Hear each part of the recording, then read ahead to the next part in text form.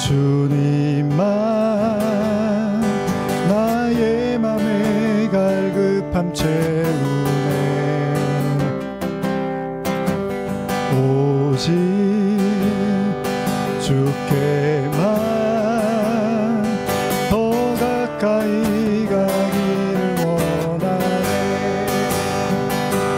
주님만 내 갈급함 채우네. 주만 내게 새 생명 주네. 주만 기쁨 내 맘에 주시네. 나의 기도 응답하시네. 오직 주님만 나의 맘에 갈급함 채우네. 오직 주께만 더 가까이 가길 원하네. 주님만 내 갈급함 채우네.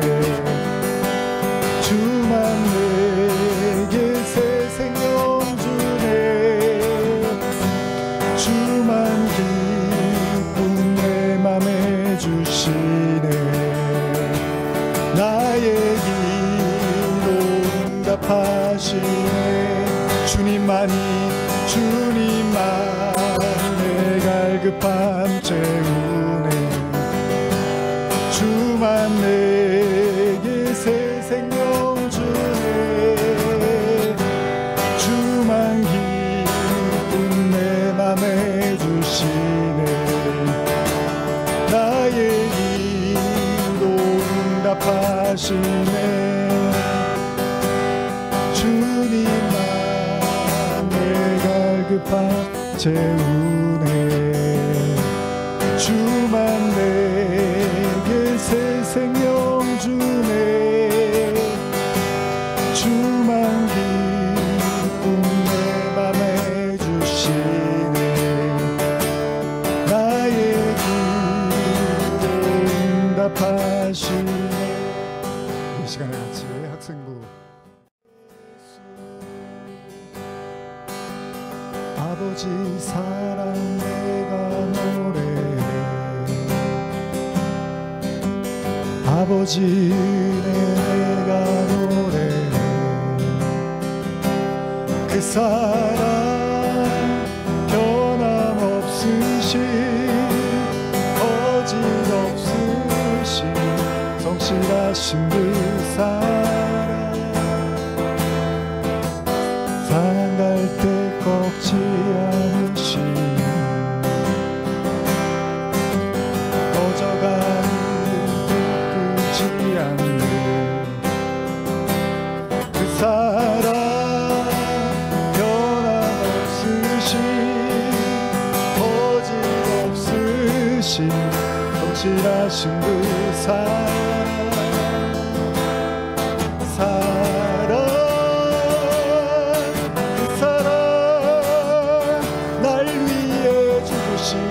날 위해 다시 사신 예수 그리스도 다시 오실 그 사랑 죽음도 생명도 천사도 하늘의 어떤 권세도 끊을 수 없는 영원한 그 사랑 예수 그 사랑 죽으신 날 위해 다시 사신 예수 그리스도 다시 오실 그 사랑 죽음도 생명도 천사도 하늘의 어떤 권세도 끊을 수 없는 영원한 그 사랑 예수. 우리 지난 주일 사랑에 대한 말씀 나눴는데요, 하나님의 사랑으로 충만케 해주시고 끊을 수 없는 하나님의 사랑 확신케 하시고 사망이나 생명이나 높음이나 깊음이나 다른 어떤 피조물도 장래일도 과거일도 어떤 것도 우리 주님의 사랑에서 끊을 수 없음을 회복하게 해달라고 함께 기도하시겠습니다.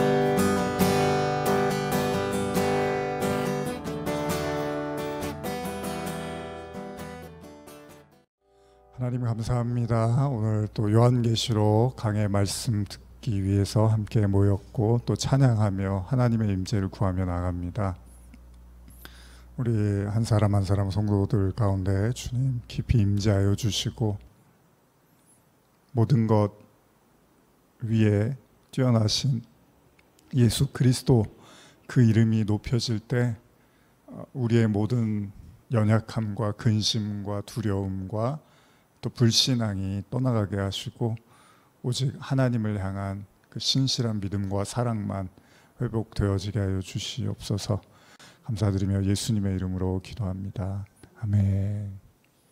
자, 오늘 우리 요한계시록 강의 22번째 시간입니다.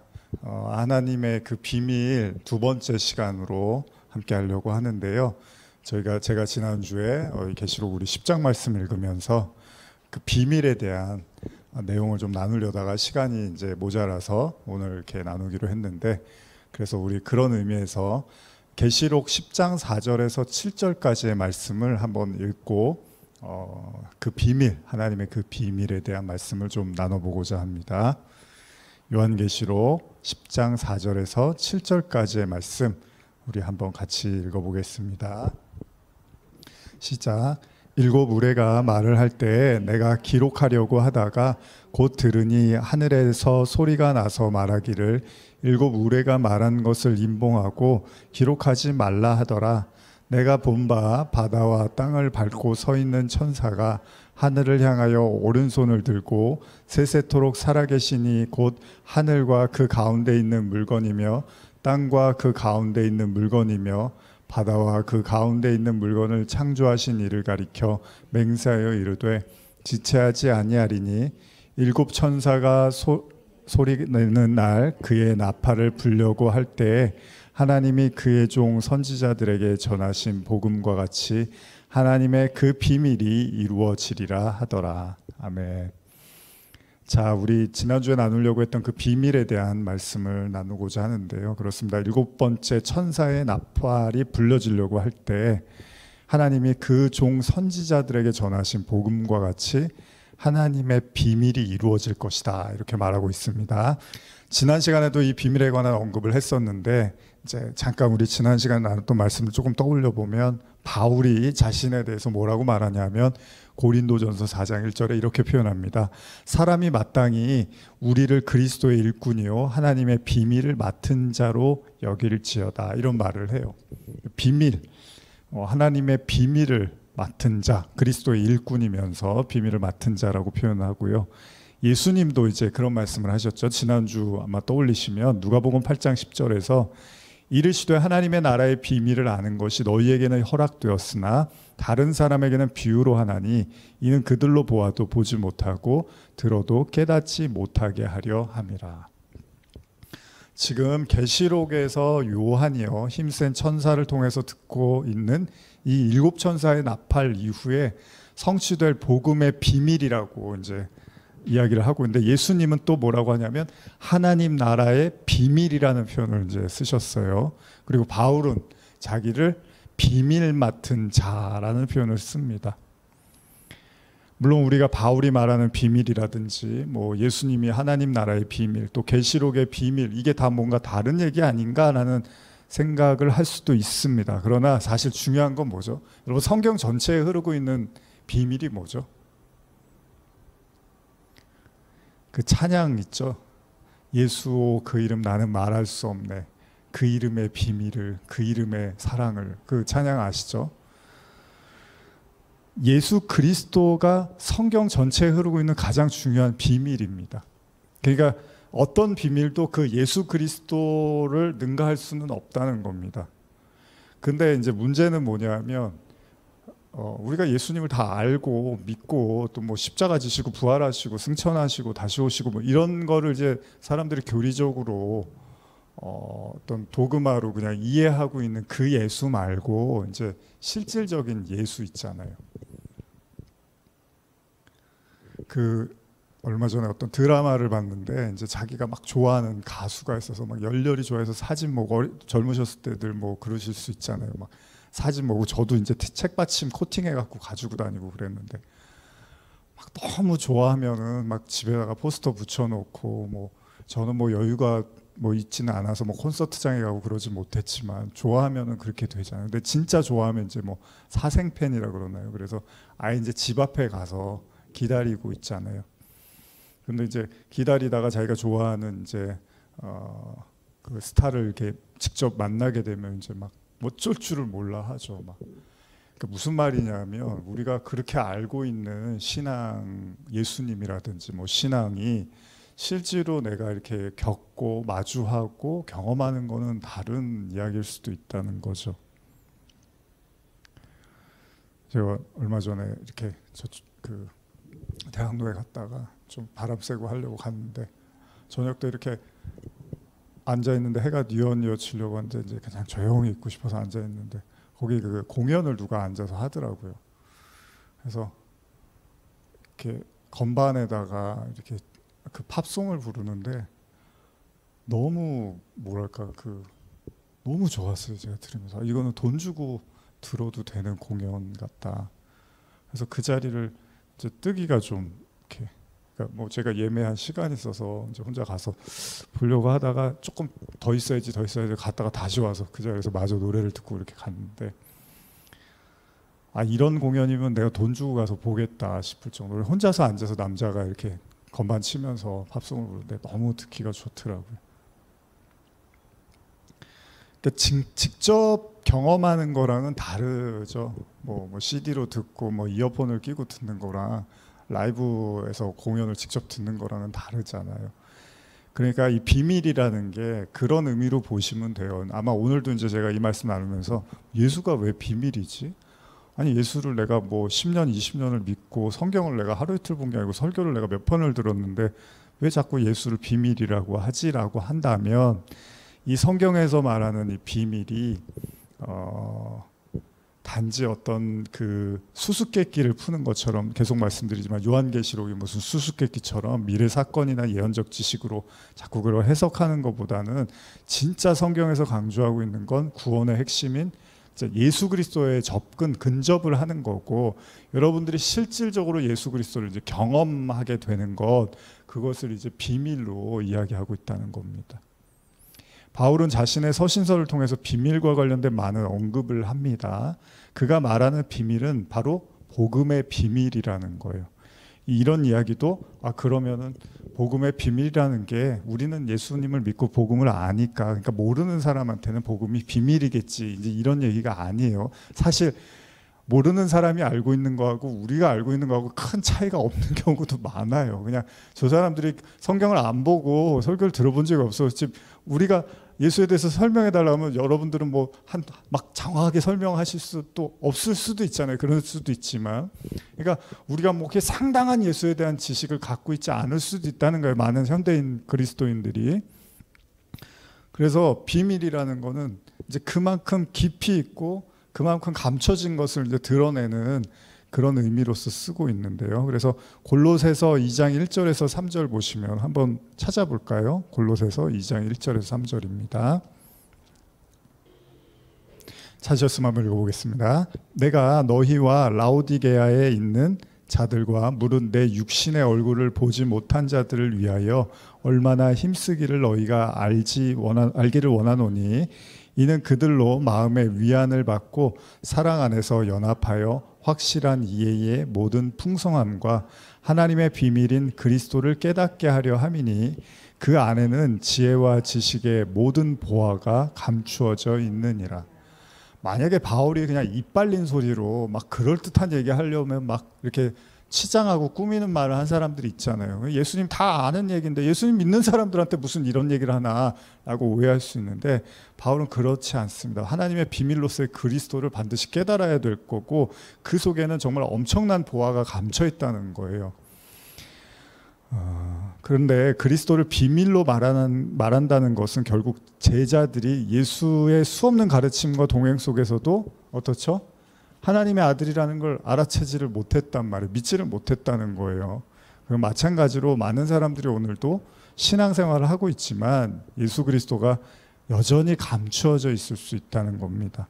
그렇다면 바울이 말하는 이 복음의 비밀, 이 그리스도의 비밀, 이게 무엇이냐? 사실 처음 나누는 건 아니에요. 아마 이번에도 요한계시록 나누면서 제가 앞서서 아마 이 본문을 읽고 이야기를 나눈 적이 있는데, 그럼에도 불구하고 여러분들에게 계속 강조를 해서 말씀드리는 건 그만큼 중요한 얘기라는 거죠.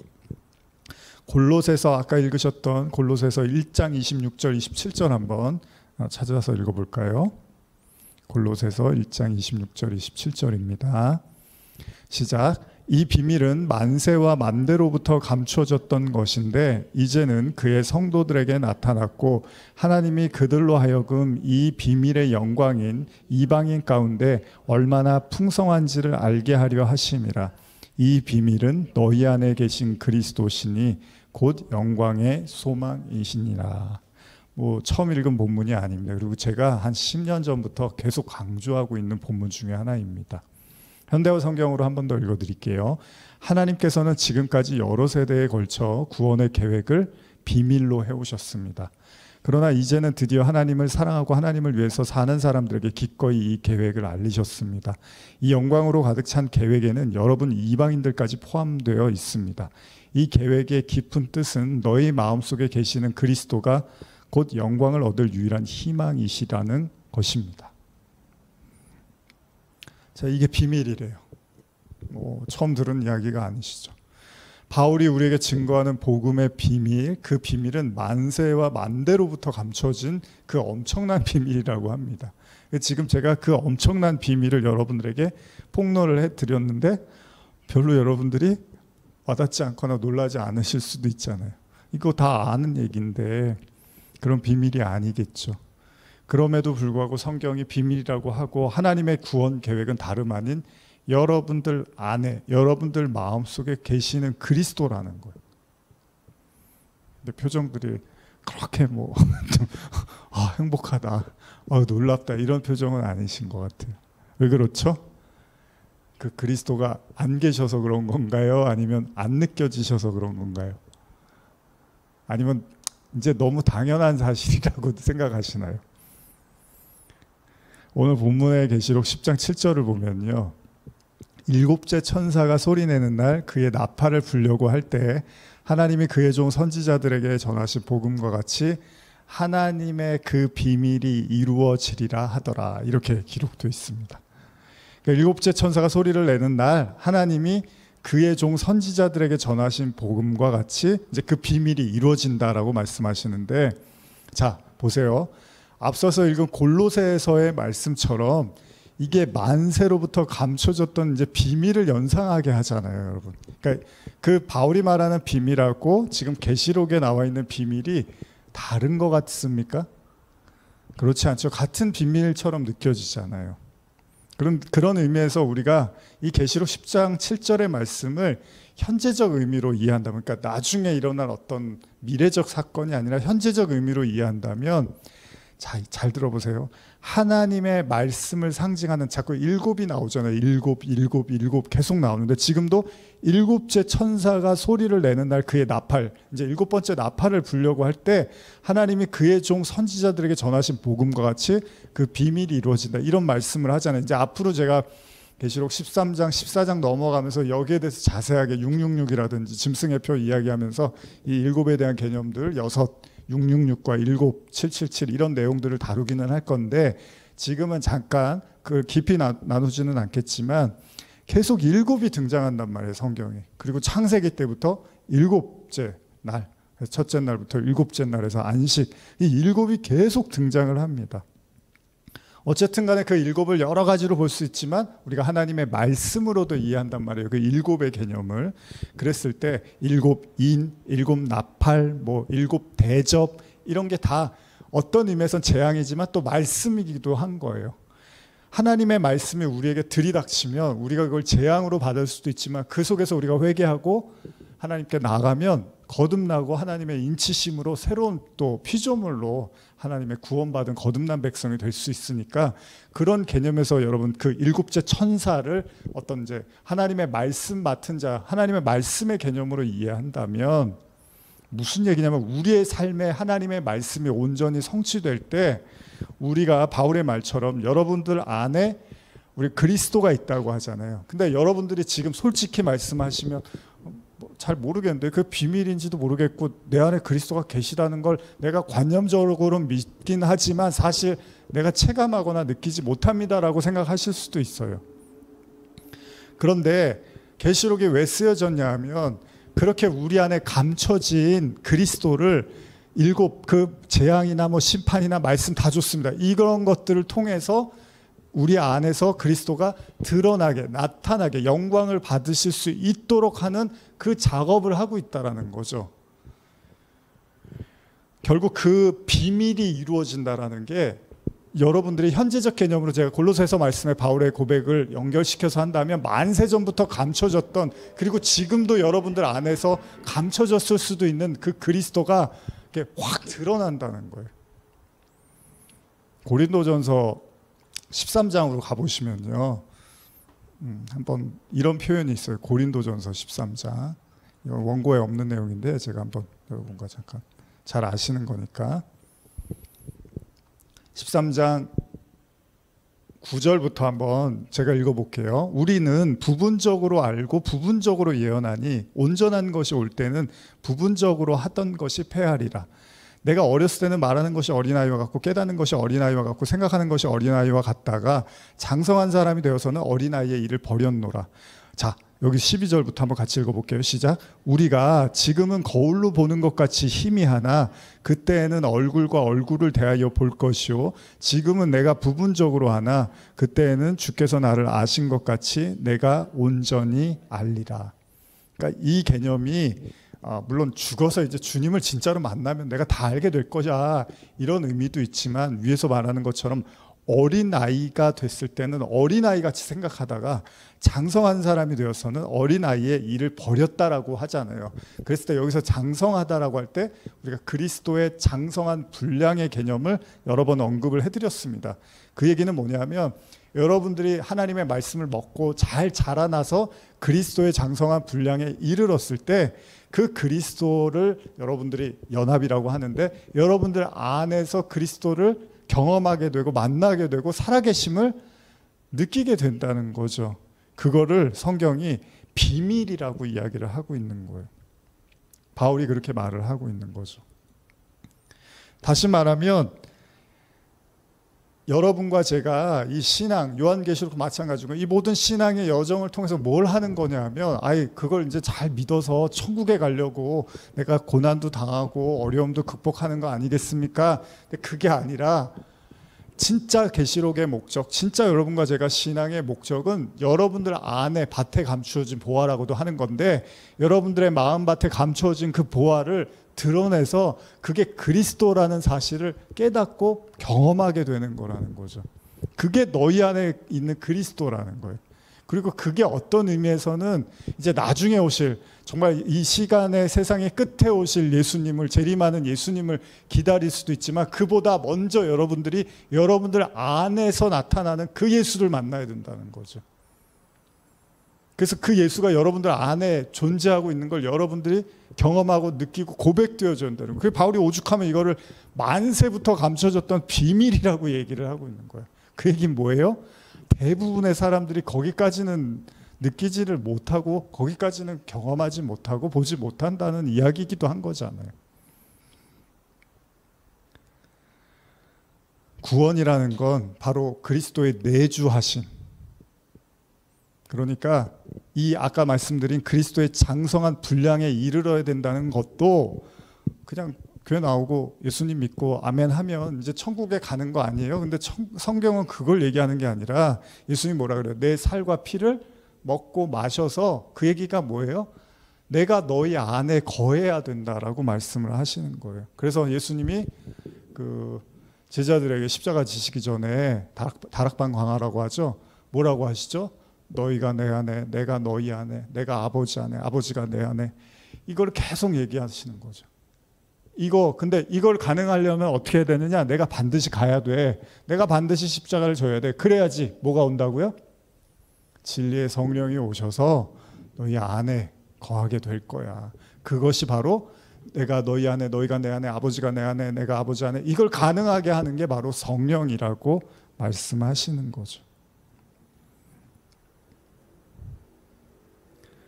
그래서 우리 찬양도 그런 찬양 했었잖아요. 내 안에 사느니 예수 그리스도니 나의 죽음도 유익함이라.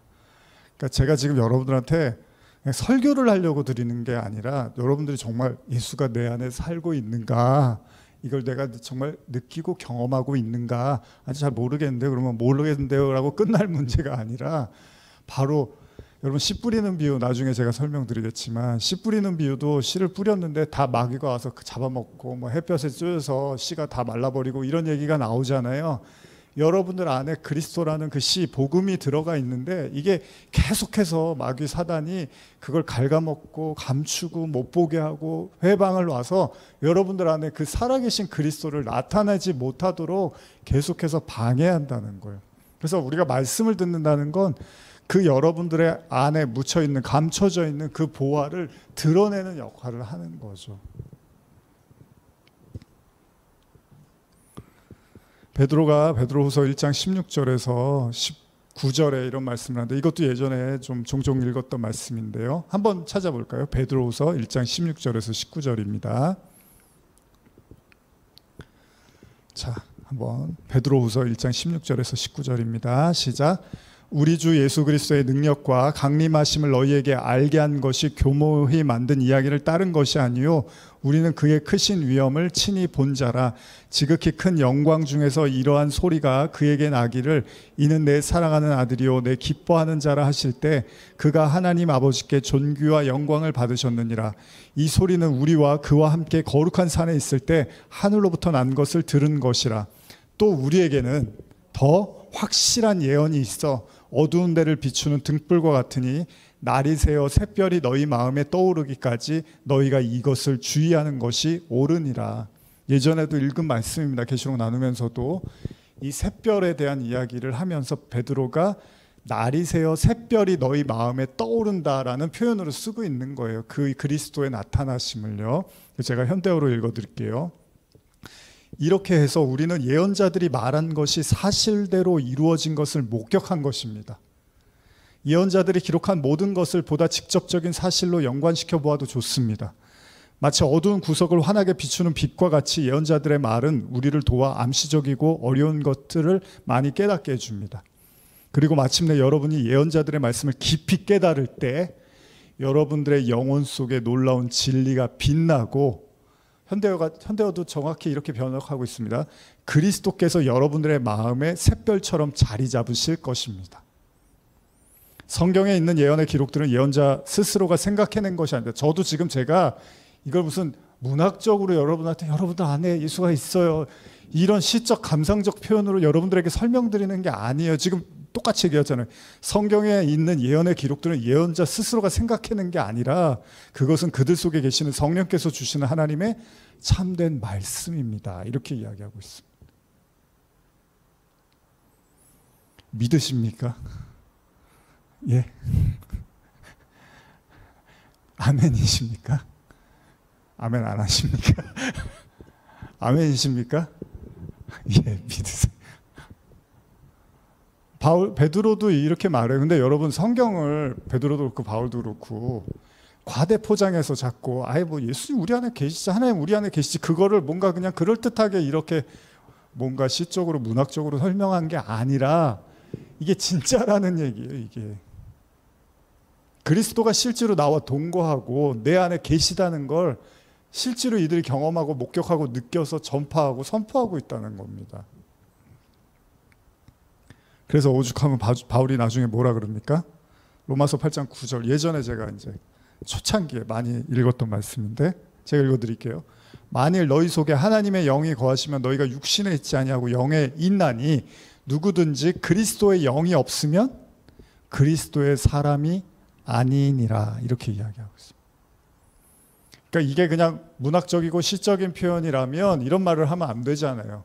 좋은 게 좋은 거니까 여러분들 안에 예수 계시잖아요. 믿으셔야죠. 이런 얘기를 할 거면 이런 말 하면 안 되죠. 근데 분명히 말하고 있는 거예요, 바울이. 너희 안에 그리스도의 영이 없으면 너희는 그리스도의 사람이 아니야 라고 말을 하고 있다는 거예요.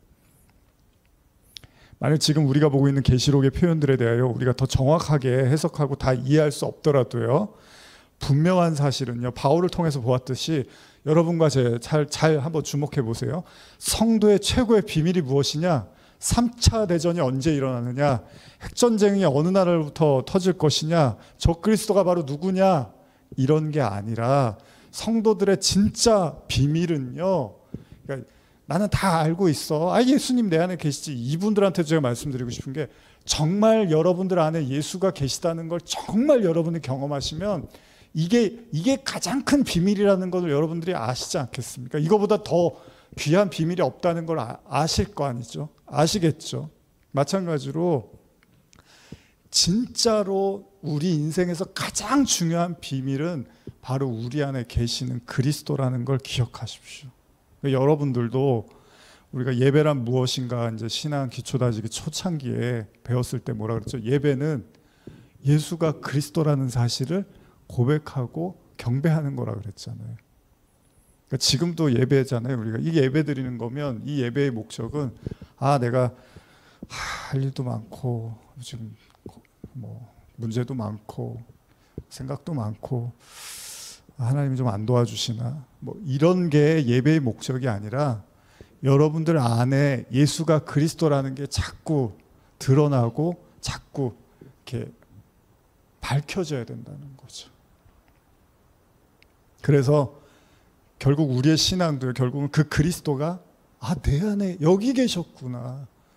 그 그리스도가 성령으로 내 안에 계셨구나. 나하고 함께 하셨구나라는 걸 매 순간 느껴가는 거예요. 근데 그게 처음부터는 안 됩니다. 근데 우리가 그걸 십자가 말씀을 통해서 조금씩 부서져 가면서 그게 조금씩 느껴지는 거예요. 그리고 어느 순간에 그게 희미했던 것이 밝히 드러나게 되는 거죠. 아까 베드로의 말처럼 샛별로 떠오르기도 하고 바울의 이야기처럼 그 비밀이 이제 확 폭로되어지는 거예요. 그러면 여러분들이 이게 놀라지 않을 수 없습니다. 이게 맨정신으로 살 수가 없어요. 그 하나님의 영이, 하나님이 내 안에 계시다는 걸 우리가 목격하면 제정신으로 살 수가 없겠죠. 말씀 전하지 말라 그래도 전할 수밖에 없고요.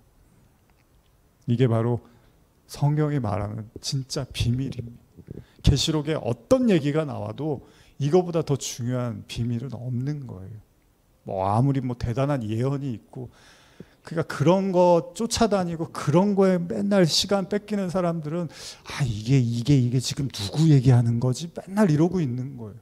그래서 근데 또 틀려. 나중에 시간 지나면 아니었어. 그럼 아니면 또 그만이에요. 그럼 또 다른 누구 또 있나? 어느 나라가 지금 맨날 그것만 찾고 있는 거예요. 그것만. 그러고 또 지나면 아니면 그만인 거예요. 여러분들 안에 예수 그리스도가 살아서 움직이고 역사하고 내주하신다라는 걸, 이건 결코 가벼운 얘기가 아닙니다. 하도 사람들이, 제가 주일날 사랑이란 말은 너무 흔하다는 것처럼 주님 내 안에 계세요. 하나님 나하고 함께 하세요. 이게 그냥 너무 그냥 아무렇지도 않게 쓰여지니까 이게 정말 중요하고 정말 비밀 같은 얘기인데 이 말들이 그냥 가치가 너무 떨어져 버렸어요. 하나님이 너와 함께 하시잖아. 힘들고 어려우면 내가 기도할게. 하나님이 너를 함께 하셔. 그러면 힘이 나시나요, 여러분들? 별로 힘 안 나시잖아요. 나도 알아. 하나님 나하고 함께 하시는 거. 그런 거예요. 진짜 함께 하시면 그렇지 않잖아요. 그걸 내가 느끼며 내 안에서 그걸 경험하며 까무러칠 일이죠. 성도에 나갈 길, 주님과 연합하고 동거하고 하나 되는 거, 이건 단순히 교리적 가르침이나 듣기 좋은 과장된 언어가 아니라는 겁니다. 이건 실제이고 분명 비밀이라고 말씀하셨습니다. 이 비밀이 여러분들 안에서도 밝히 드러나시기를 간절히 축복합니다. 계속해서 8절에서 10절 한번 읽어볼까요? 계시록 10장 8절에서 10절, 11절까지입니다. 시작. 하늘에서 나서 내게 들리던 음성이 또 내게 말하여 이르되 내가 가서 바다와 땅을 밟고 서 있는 천사의 손에 펴놓인 두루마리를 가지라 하기로 내가 천사에게 나아가 작은 두루마리를 달라 한즉 천사가 이르되 갖다 먹어버리라. 내 배에는 쓰나 내 입에는 꿀같이 달리라 하거늘 내가 천사의 손에서 작은 두루마리를 갖다 먹어버리니 내 입에는 꿀같이 다나 먹은 후에는 내 배에서 쓰게 되더라. 그가 내게 말하기를 내가 많은 백성과 나라와 방언과 임금에게 다시 예언하여야 하리라 하더라. 자, 계속되는 오늘의 본문에서 요한이 천사가 들고 있는 작은 두루마리를 달라고 하자 천사는 이를 먹으라고 합니다. 동시에 이렇게 말합니다. 이걸 먹어라. 근데 내 배에는 쓰겠지만 내 입에는 꿀과 같이 달리라. 이전에도 제가 같은 말씀을 나누긴 했지만요. 결국 이 말씀은 하나님의 말씀이 성도들에게 미치는 영향과 관련해서 그 특징을 이야기하고 있다고 볼 수 있습니다. 하나님의 말씀을 잘 표현하는 성경 구절이 있는데요. 히브리서 말씀인데 뭐 잘 아시는 말씀인데 제가 현대어 성경으로만 한 번 더 읽어드릴게요. 하나님의 말씀은 살아있고 능력이 넘칩니다. 날이 선 칼보다 더 날카로워 우리 마음속에 있는 생각이나 욕망까지도 가르고 그 정체를 드러내게 합니다. 하나님께서는 누가 어디에 가 있든지 그 사람들을 다 알고 계십니다. 살아계신 우리 하나님 앞에서는 모든 것이 다 벌거숭이로 드러나게 마련입니다. 하나님의 눈앞에 숨겨질 수 있는 피조물이란 하나도 없습니다. 그러므로 언젠가 우리도 우리 자신이 행하는 모든 일들을 하나님 앞에서 낱낱이 설명하지 않으면 안 됩니다. 하나님의 말씀은 여러분 뭐 개역 개정 성경으로 제가 읽어드리진 않았지만 무지 날카롭다고 하잖아요. 그래서 이 말씀이 처음에는 달게 느껴지는데 실제로 이 말씀이 여러분들 안에서 움직이기 시작하면 정말 속된 말로 뼈도 못 추린다라고 볼 수 있다는 거죠. 그러니까 말씀이 그만큼 세다는 거예요. 강하다는 거예요. 이유가 뭐죠? 물론 이것도 말씀의 힘이기도 한데 예를 들면 자, 결혼 전에 길을 가다가 여러분들이 아이들 보면 얼마나 이쁩니까? 이렇게 아이들 좋아하시는 분들 있잖아요. 뭐 다 그런 건 아니지만 그러니까 귀여우니까 아이고 애기 너무 예뻐요. 귀여워요. 막 쓰다듬기도 하고 그렇게 생각한단 말이에요. 근데 이제 결혼을 해서 아이를 낳았어요. 그 아이를 키우게 되면 어떻죠? 단지 기쁨과 즐거움만 있는 게 아닙니다. 아이를 낳을 때 일단 해산의 고통이라는 게 있고요. 그리고 아이를 먹이고 입히고 뭐 울면 잠도 못 자고 아프면 또 병원 데려가야 되고 하여간 뭐 맨날 또 어린이집 데려다주고 데리고 오고 먹이고 뭐 하여간 놀아줘야 되고 뭐 만만치 않습니다. 제가 예전에 이제 저도 아이를 이렇게 제 아내가 이제 일을 하니까 저는 목회하고 이러면서 아이 볼 시간들이 좀 있어서 이제 어린이집 데려다주고 뭐 데리고 오고 하는데 어느 날 애가 이제 한 대여섯 시면 이제 오면 12시까지 잠을 안 자니까 6시간을 놀아줘야 돼요. 집에 데리고 오면 밥 먹이고 놀아줘야 되는데 자라 그러면 울고 떼쓰고 그러니까 어느 날은 그냥 확 우니까 그냥 엉덩이도 탁 때리고 싶고 막 그런 이제 마음이 드는데 막 울고 싶더라고요. 제가 왜 이렇게 얘는 안 자나. 그래서 별짓을 다 했어요. 아주 애를 재우려고. 그래서 오죽하면 이제 불을 이렇게 켜놓고 걔 얼굴에만 이렇게 불 끈 것처럼 이렇게 해서 뭐 별 해보기도 하는데 그러면 또 잠이 들 때가 있어요. 어떤 때는. 근데 뭐 이렇게 저렇게 하는데 어느 날 이제 애를 이렇게 데리러 가야 되는데 시간이 좀 남아서 동네 편의점에 이렇게 앉아서 컵라면 하나 먹고 있는데 갑자기 우울한 거예요. 그래서 내가 지금 뭐 하는 거지? 이 애 하나가 아주 그냥 내 삶을 아주 딱 갉아먹고 있구나. 그러면서 갑자기 이렇게 우울한 생각이 들더라고요. 참 사는 게 힘들다. 뭐 산후 뭐 우울증이나 뭐 육아 그런 거 있잖아요. 우울증 같은 거. 저도 이제 한동안 그런 제 마음이 있었는데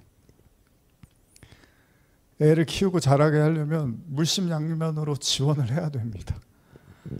아이로 인해서 때로는요 부모 자신이 부인이 되기도 하고요. 포기될 것도 참 많습니다. 그렇다고 애가 또 고마워하고 감사해야 하는 줄 아십니까? 그것도 아닙니다. 그럴 때도 있지만 아닐 때도 있고요. 오히려 불평과 원망을 쏟기도 하고 심지어 미워하기도 하잖아요. 길거리에 지나가던 귀여운 아이 보면서 순간적으로 느낀 즐거움하고요. 자녀를 키우는 거하고는 완전히 다른 얘기잖아요. 다른 차원의 이야기입니다. 말씀이 그렇다는 거예요. 여러분들이 지금 말씀을 어떻게 이해하고 계시는지 모르지만요. 하나님의 말씀은 단순히 액자에 걸려있는 문구라든지 뭐 잠깐 읽고 넘기는 오늘의 말씀 정도로 이해하고 있는 거 같고요. 그 말씀을 씹어서 소화해서 내 안에서 그 말씀이 자라나고 자리 잡도록 고군분투하는 건 완전히 다른 얘기라는 거예요. 여러분, 하나님의 영, 그리스도의 영이 우리 안에 있다는데 영은 또 뭐예요? 다른 의미로 말씀이거든요. 하나님의 말씀이 영이기도 해요.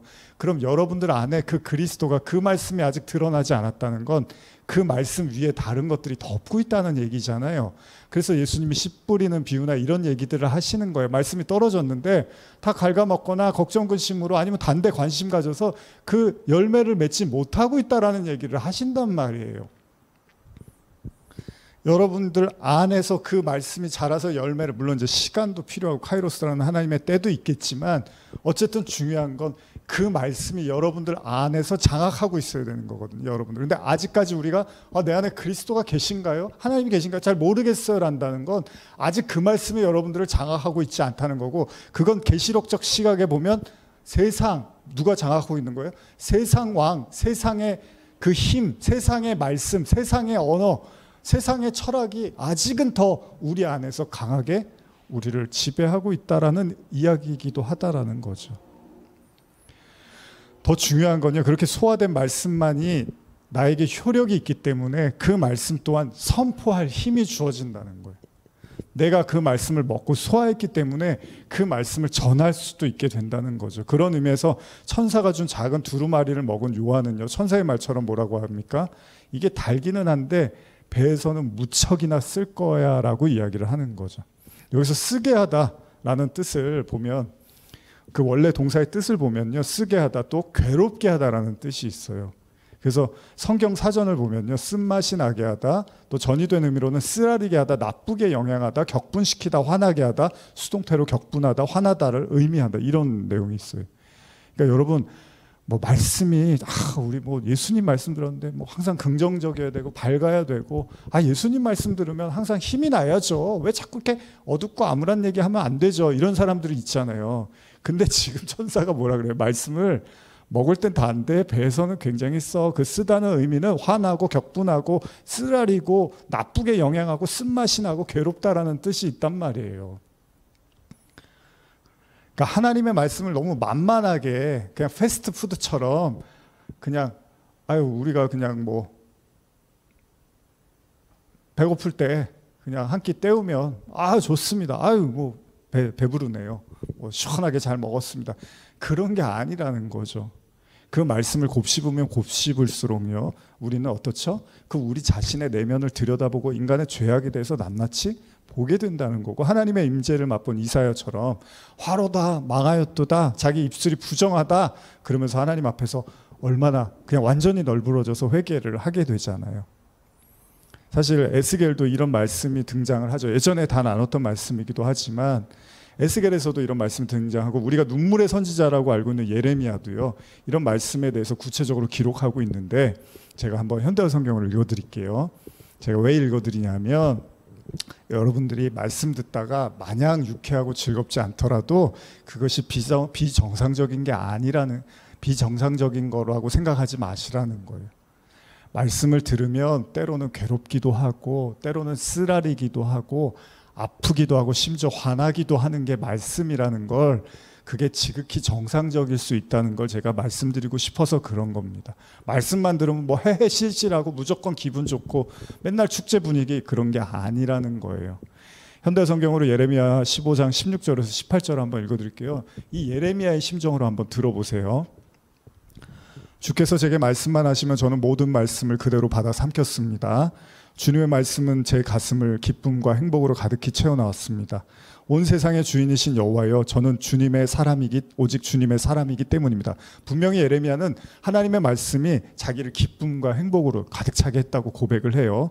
자, 계속 읽을게요. 저는 다른 사람들과 함께 앉아 기뻐할 수가 없고 그들과 함께 웃을 수도 없습니다.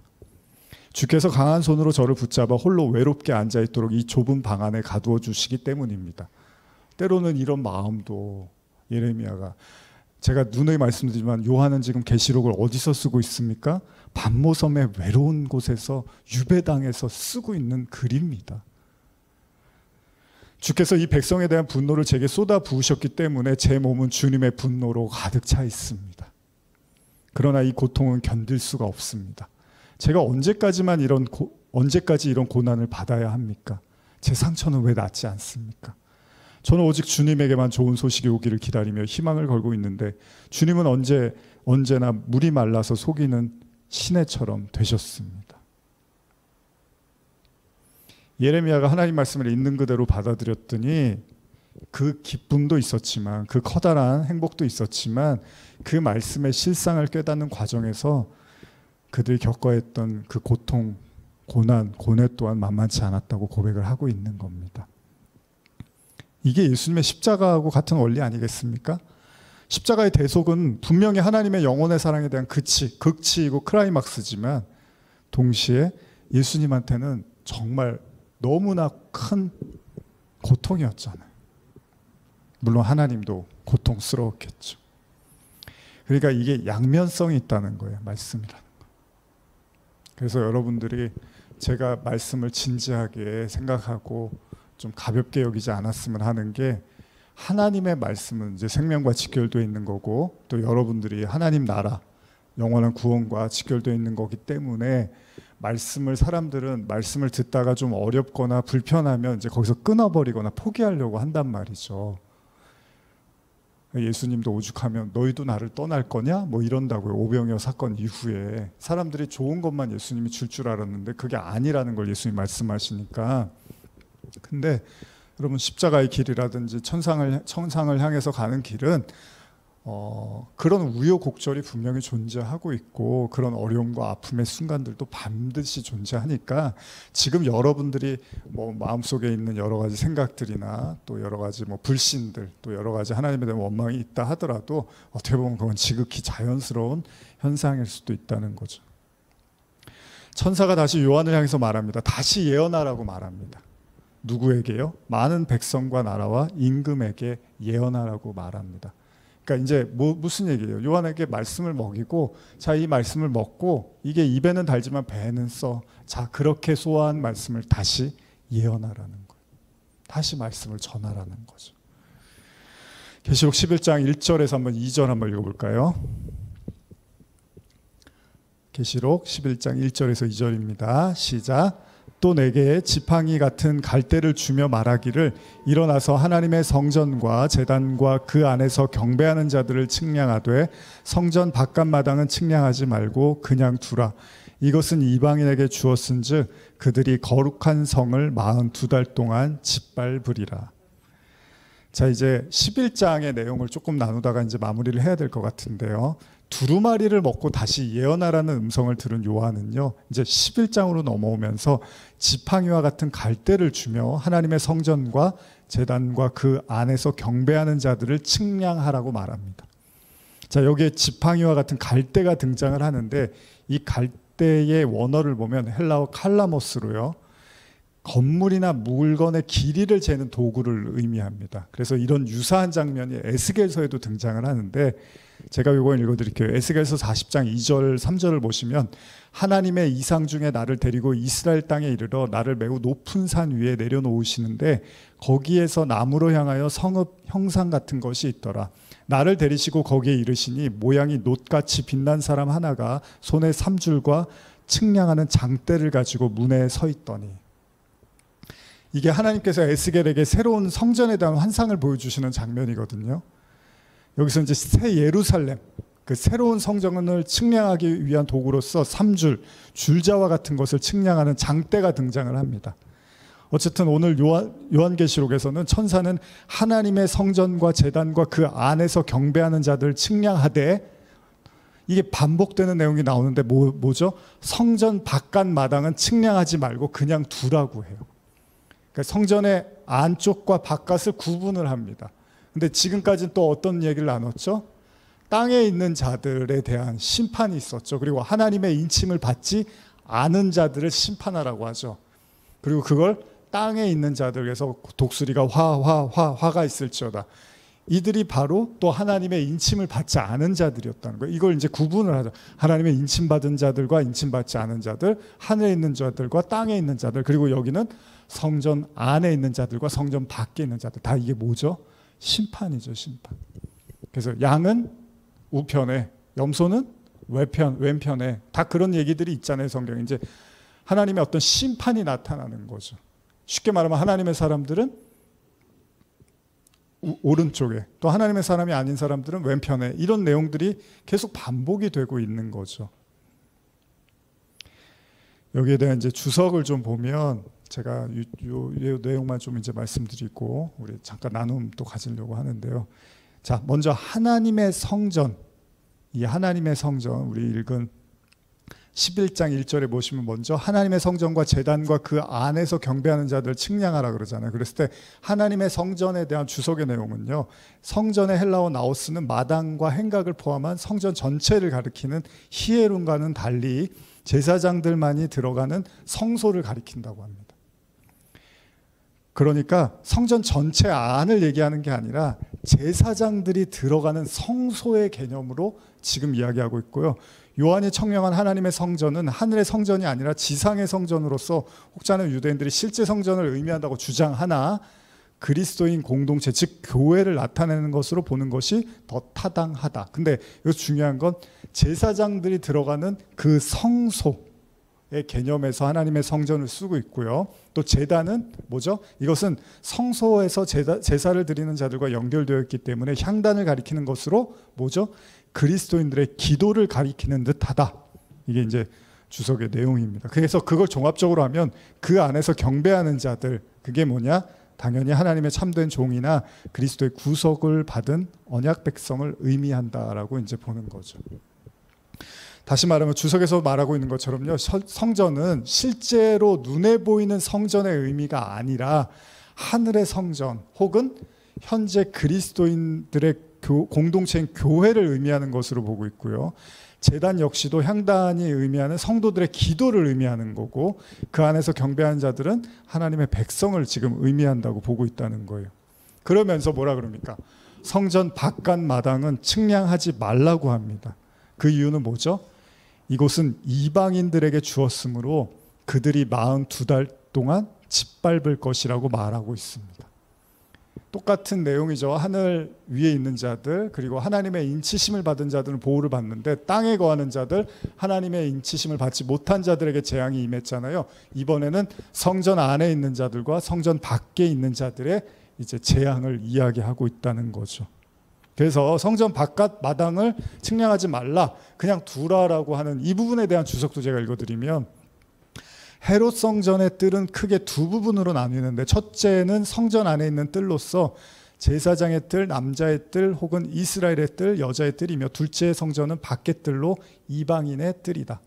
이 두 부분의 뜰은 엄격히 구분되어 있어서 이방인이 이방인의 뜰을 넘어서면 죽임을 당하는 것으로 전해지고 있다.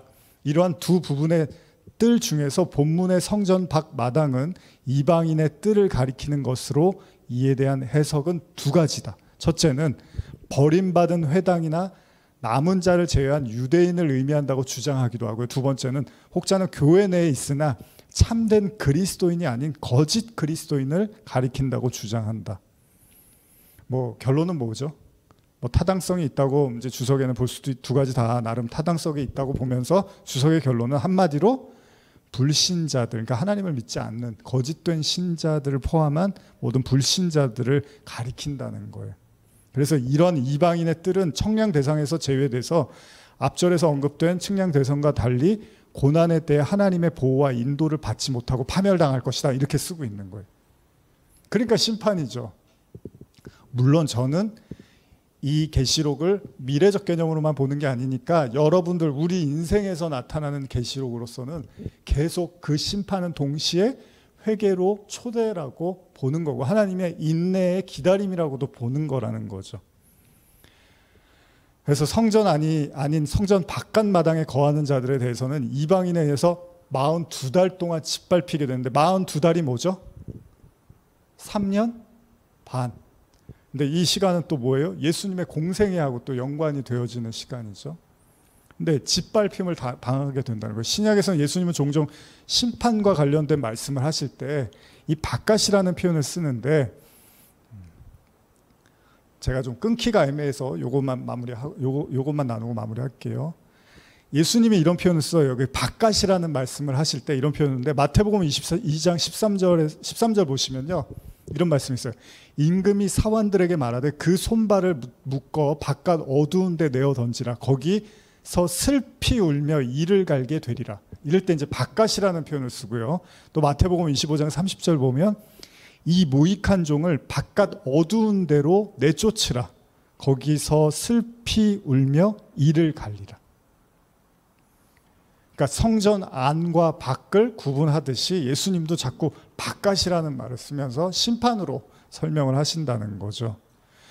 그래서 누가복음에 보면요, 요건 한번 찾아보고 이제 같이 읽으면서 마무리해 보겠습니다. 누가복음 13장 22절에서 28절인데요. 13장 22절에서 28절입니다. 한번 찾으신 분들 같이 읽어보겠습니다. 시작. 예수께서 각성 마을로 다니사 가르치시며 예루살렘으로 여행하시더니 어떤 사람이 여짜오되 주여 구원을 받는 자가 적으니까 그들에게 이르시되 좁은 문으로 들어가기를 힘쓰라. 내가 너희에게 이르노니 들어가기를 구하여도 못하는 자가 많으니라. 집주인이 일어나 문을 한 번 닫은 후에 너희가 밖에 서서 문을 두드리며 주여 열어주소서 하면 그가 대답하여 이르되 나는 너희가 어디에서 온 자인지 알지 못하노라 하리니 그때 너희가 말하되 우리는 주 앞에서 먹고 마셨으며 주는 또한 우리를 길거리에서 가르치셨나이다 하나 그가 너희에게 말하여 이르되 나는 너희가 어디에서 왔는지 알지 못하노라. 행악하는 모든 자들아 나를 떠나가라 하리라. 너희가 아브라함과 이삭과 야곱과 모든 선지자는 하나님의 나라에 있고 오직 너희는 밖에 쫓겨난 것을 볼 때 거기서 슬피 울며 이를 갈리라. 마치 심판 때 예수님이 이제 천국에 관한 말씀을 하시듯이 결국 이 말씀이 어떻게 마무리가 되냐면 29절 30절 읽어볼까요? 시작. 사람들이 동서남북으로부터 와서 하나님의 나라의 잔치에 참여하리니 보라 나중된 자로서 먼저 될 자도 있고 먼저 될 자로서 나중될 자도 있느니라 하시더라. 자, 그렇습니다. 구원을 받는 것이 적습니까? 구원받는 사람이 적습니까? 라고 묻는 질문에 예수님이 좁은 문으로 가라고 해요. 이윽고 문이 닫히면 아무리 두드려도 열리지 않을 거고 주인은 그들을 모른다고 할 거라고 말씀하십니다. 그러자 26절에서 예수님은 사람들이 다음과 같이 말할 거라고 말씀하세요. 우리가 주님 앞에서 먹고 마셨고 주님은 우리를 길거리에서 가르치셨나이다. 여러분, 길거리라는 표현이 나오는데 그럼 예수님이 길거리에서 가르치시지 뭐 딴 데서 가르치시나요? 라는 생각이 들 수도 있는데 이 길거리라는 표현, 이 표현을 좀 더 생각해 본다면 물론 예수님이 회당에서도 가르치시고 성전에서 가르치시잖아요. 근데 길거리라는 표현은 제가 이제 이 내용들이 좀 있어서 다음에 이제 나눠야 될 것 같아서 다 나누지 못하지만 요거 말씀만 하나 제가 힌트로 말씀을 드릴게요. 누가복음 8장 5절에 보면 씨를 뿌리는 자가 그 씨를 뿌리러 나가서 뿌릴새 덜어는 길가에 떨어지며 밟히며 덜어는 길가에 떨어짐에 밟히며 공중의 새들이 먹어버렸다라는 말씀이 있어요. 잘 아시죠? 아까 제가 자꾸 씨 뿌리는 자 비유를 말씀드린 게 이 얘기인데 요거를 지금 제가 간단히 설명드리고 다음 주에 다시 한 번 더 복습을 하겠습니다. 예수님이 이 비유에 대해서 뭐라고 말씀하시냐면 누가복음 8장 11절에 이 비유는 이러하니라 씨는 하나님의 말씀이라고 해요. 그리고 나서 12절에 길가에 있다는 것은 되게 궁금하시죠? 도대체 길가에 떨어졌다는 게 무슨 말일까? 길가에서 예수님의 말씀을 들었다는데 그게 무슨 의미일까? To be continue 이러면 찾아보시면 되죠, 사실. 8장 12절 길가에 있다는 것은 말씀을 들은 자니 일단 말씀을 들은 자는 맞대요. 근데 이에 마귀가 가서 그들이 믿어 구원을 얻지 못하게 하려고 말씀을 그 마음에서 빼앗은 것이요. 이렇게 예수님이 설명하신 거예요. 이거는요. 현대어로 조금 더 제가 읽어드리면 씨가 길바닥에 떨어졌다는 것은 말씀을 듣기는 하였으나 그 마음이 길바닥같이 굳어져 있어 곧 마귀가 와서 말씀을 빼앗아 가기 때문에 믿지도 못하고 구원받지도 못하는 사람을 두고 하는 말이다. 그러니까 뭐라 그래요? 나중에 이제 제가 다음 주에 말씀드리겠지만 소금이 쓸모가 짠맛을 잃으면 어떻게 해요? 사람들한테 이렇게 버려져서 바닥에 뿌려져서 사람들이 밟아버릴 거라 그러잖아요. 근데 아까 성전 안에 있는 자들과 밖에 있는 자들을 뭐라 그래요? 성전 밖에 있는 자들은 이방인의 뜰, 그래서 거기에서 밟힘을 당한다 그러잖아요. 고난을 당할 거라고 하는 거예요. 근데 그런 거하고 연결지어서 이 말씀들을 볼 수 있는데 결국 이런 얘기인 거예요. 사실 이게 뭐 여러 가지로 설명할 수도 있지만 가장 우리가 손쉽게 접근할 수 있는 건 여러분들이 하나님의 말씀을 들었을 때 예수님의 씨 뿌린 자의 비유처럼 이 말씀을 들었는데 이 말씀을 금세 마귀가 와서 빼앗아 가고 그래서 믿지도 못하고 구원도 받지 못하는 이야기라고 하고 있잖아요. 그럼 빼앗아 간다라는 건 그러니까 이렇게 보시면 되는 거예요. 저는 이렇게 설명하고 마치고 싶어요. 하나님의 말씀을 우리가 이제 접하는데 대하는데 그 말씀이 누가 이렇게 훔쳐가고 빼앗을 정도로 만약에 이 말씀이 너무 소중하면 훔쳐가지 못하게 해야 되잖아요. 빼앗아가지 못하게 해야 되잖아요. 그럼 어떻게 해요? 그걸 소중히 이렇게 여러분들 뭐 보석이나 보화는 그냥 집에 뭐 냉장고 위에 두거나 그러지 않으세요? TV 옆에다 두고 그러지 않으시잖아요. 어디 장롱에다 깊은 데다가 넣어놓으시잖아요. 꼭 보석함 같은 데다. 근데 그 빼앗아 간다는 거 물론 사단도 집요하게 뺏어갈 수도 있지만 우리도 그렇게 방어하지 않을 수도 있다는 거고 그냥 그 말씀이 뭐 그렇게 중요한가? 한번 말씀이 그렇게 중요해? 여러분 제가 이렇게 말씀을 전하지만 정말 이렇게 말씀을 정말로 이렇게 막 목숨처럼 여기고 막 그런 사람이 그렇게 많을까요? 신앙인들 중에 그렇지 않을 수도 있잖아요. 그러니까 말씀을 듣기는 했는데 아까 우리가 그 천사도 그런 얘기를 하지만 야 이걸 먹고 배는 굉장히 쓸 거야라고 하잖아요. 그러니까 거기까지 소화를 시켜서 내려가게 해서 그걸 이제 완전히 내 걸로 만들어야 되는데 그 말씀을 이렇게 먹다가 뱉거나 아니면은 뭐 이렇게 별로 중요하지도 않으니까 먹으려고도 하지 않으면 금세 누가 가져갈 거 아니에요. 그 초밥 회전 초밥 그런 데 가보면 맛있는 거 딱 나오면은 내 순서 오기 전에 다 그 가져가잖아요, 사람들이. 그러면 꼭 내 순서에 오면은 다 이렇게 안 먹는 거나 아니면 다 사람들이 뭐 뻔한 것만 이렇게 내 앞에 올 때가 있잖아요. 근데 좀 뭐 맛있는 거 한번 나오면 뷔페 같은 데 가보면 그 시간 돼서 맛있는 음식 딱 나오면 사람들 후루룩 몰려갖고 금세 빈 그릇이 되잖아요. 늦게 간 사람들은 먹을 게 없잖아요. 그러니까 그렇게 소중하지 않으면 마귀가 금방 가져가겠죠.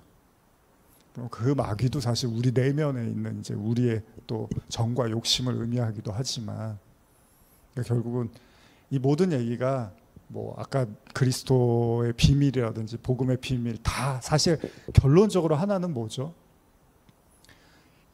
이 말씀이 얼마나 소중하고 그걸 내가 얼마나 소화시키고 내 것으로 만들려고 하는 이 과정이 너무 중요하다는 거예요. 그래서 뭐 어떤 분이 그런 얘기 하잖아요. 이게 내게 되지 않으면 우리가 그런 얘기 하잖아요.